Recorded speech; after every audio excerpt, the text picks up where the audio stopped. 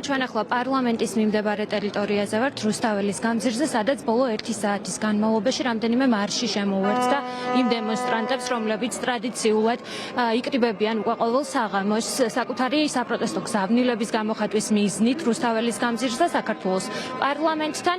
სულ რამდენიმე წუთის წინ აქ შეკრებილმა დემონსტრანტებმა წუთიერი დუმილით პატივი მიაგეს მეხანძრე მაშველს, რომელიც გუშინ დაიღუპა გიორგი ლელაშვილს და ასევე უკრაინაში დაღუპულ კიდევ ერთ ქართველ მებრძოლს ბადრი კვარაცხელიას. ახლა თქვენ ალბათ გესმით ეთერში, რომ აქციის მონაწილეები ასრულებენ მრავალ ჟამიერს. მათი ნაწილი არის კახეთის წარმომადგენლების მარშიდან, ნაწილი არის ერაზმუსის გაცვლითი პროგრამის წარმომადგენლები. ასევე აქ მოვიდა მარში სახელწოდებით ანწუხელიძე, გიორგი ანწუხელიძის საქართველოს ეროვნული გმირის სახელობის მარში შემოუერთდა რუსთაველის გამზირზე მიმდებარე საპროტესტო აქციას. ამ ადამიანებს თან აქვთ საპროტესტო ბანერები, მათ აქვთ წარწერები, რომელიც ბოლო 25 დღის განმავლობაში ყოველ საღამოს მოაქვთ რუსთაველის გამზირზე იმისთვის, რომ საკუთარი საპროტესტო გზავნილები, რაც შეიძლება ხმამაღლა გააჟღერონ. მე ვთხოვ ოპერატორს, რომ კადრში გაჩვენოთ ახლა რა ხდება პარლამენტის წინ. აქ შეკრებილი დემონსტრანტები ასრულებენ მრავალ ჟამიერს. აქ არიან სხვადასხვა სფეროს წარმომადგენლები, სხვადასხვა კუთხის წარმომადგენლები, საქართველოს სხვადასხვა კუთხის წარმომადგენლები, არიან სხვადასხვა პროფესიული სფეროს წარმომადგენლები და მათ აქვთ საერთო გზავნილები. ეს საერთო გზავნილი და საერთო მოთხოვნა არის პირველ რიგში ახალი არჩევნების ჩატარება, რომელიც ჩატარდება სამართლიან და თავისუფალ გარემოში, ხოლო მეორე მთავარი მოთხოვნა საპროტესტო მოძრაობის, როგორც იცით, არის ბოლო პერიოდში საპროტესტო აქციების მიმდინარეობისას და მის შემდეგაც დაკავებული ადამიანების გათავისუფლება, რომელთაც შეკრებილი დემონსტრანტები უწოდებენ რეჟიმის ტყვეებს, რეჟიმის პატიმრებს. თქვენ კადრში ხედავთ რუსთაველის გამზირს, პარლამენტის მიმდებარე ტერიტორიას, ხედავთ ტრანსპარენტებს, რომელიც აქ მოტანილი აქვთ ადამიანებს, სხვადასხვა სფეროს წარმომადგენლებს. მე უკვე როგორც გითხარით, აქ სრულიად სხვადასხვა სფეროს წარმომადგენლები მარშით შემოუერთდნენ საპროტესტო აქციას და ჩვენ შეგვიძლია მათი კომენტარები მოვისმინოთ პირდაპირ ეთერში. დავიღალეთ რა, ისე მთელი ცხოვრება მართლა 62 წლისა ვარ და სულ რაღაცაა, სულ ხელი გვეშლება, სულ არ არის არაფერი ისე როგორც გვინდა. მიზანი ის არის, რომ შევიდეთ ევროპაში, რომ ჩვენც ვიცხოვროთ ნორმალურად, მშვიდად. თავისუფალი არჩევნები გვინდა, სხვა არაფერი არ გვინდა, რა ცხოვრობს ხალხი.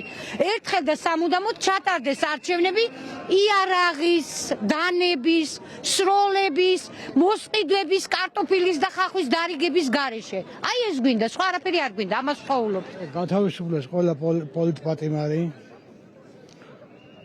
დარავის დაინიშნოს ხელახალი არჩევნები. დღეს ჩემი აქ ყოფნის მიზეზია ჩემი ქვეყნის მდგომარეობა, რადგან ჩვენი ქვეყნის პოლიტიკა არის შესული ჩიხში და ერთადერთი ნათელი გამოსავალი არის ხელახალი არჩევნები და ამასთანავე მოვითხოვ ყველა დაპატიმრებულს უპირობო განთავისუფლებას, რადგან ეს ახალგაზრდები არ იმსახურებენ ქვეყნის სიყვარულისთვის ციხეში ჯდომას. ეს არის პირველ რიგში ალბათ ქართული ხალხის მოთხოვნა. ესენი არიან ქვეყნის ერთგულები, რომლებსაც ეხლა ვეუბნებოდი მეგობრებს, რომ ჩვენი შეცდომა, რომ ახალგაზრდებს ასეთ ვითარებაში დაუტოვეთ საქართველოს და გამოდივართ იმის გამო, რომ ეს შეცდომა გამოასწოროთ და დავიბრუნოთ, რა ჩვენ ხალხს გვეკუთვნის. ჩვენ გვინდა ცივილიზაცია, დემოკრატია, თავისუფლება, ეს არის ევროპა ერთ-ერთი და ჩვენ გავიარეთ ის ჭაობი, ეგრეთ წოდებული რუსეთის ჩექმები, აღარ გვინდა იმ ჭაობში დაბრუნებ და ამისთვის გამოდივართ ყოველდღე, რომ ეს მთავრობა გავაცილოთ, რაც იმსახურებენ, სადაც მაგათი ადგილი. ყველა ჩვენას ვინც აქ არის, გვინდა ევროპული მომავალი და არ გვინდა რომ საქართველო გარუსდეს მომავალში და ზუსტად მაგას ვაპროტესტებთ ამდენი დღეა. და იმედი არ ამის შედეგი ექნება და აუცილებლად ექნება. გაუმარჯოს ჩვენს პრეზიდენტ სალომე ზურაბიშვილს და წადი ყაველაშვილო, შენ არა ხარ ჩვენი პრეზიდენტი, ჩვენ არ აგვირჩევი ხარ.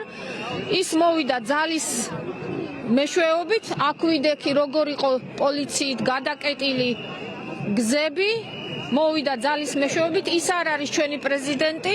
ძალით მოსული წავა ხალხის ძალით. შეუძლებელია, როდესაც ლეგიტიმაცია არ აქვს, არათუ სახელმწიფოს ფარგლებს გარეთაც ევროკავშირის წევრების მიმართ არანაირი მხრიდან არანაირი ლეგიტიმაცია არ აქვს, აუცილებლად უნდა მოხდეს, იმიტომ რომ ყველა ის მტკიცებულება სამართლებრივად ოდირის მიერ დამტკიცებულია, რომ ეს არჩევნები არ არის ლეგიტიმური და იყო გაყალბებული. შესაბამისად ეს ვალდებულება არის ეგრეთ წოდებული არალეგიტიმური ხელისუფლების, რომ დაინიშნოს ახალი არჩევნები, იმიტომ გააყალბეს არჩევნები.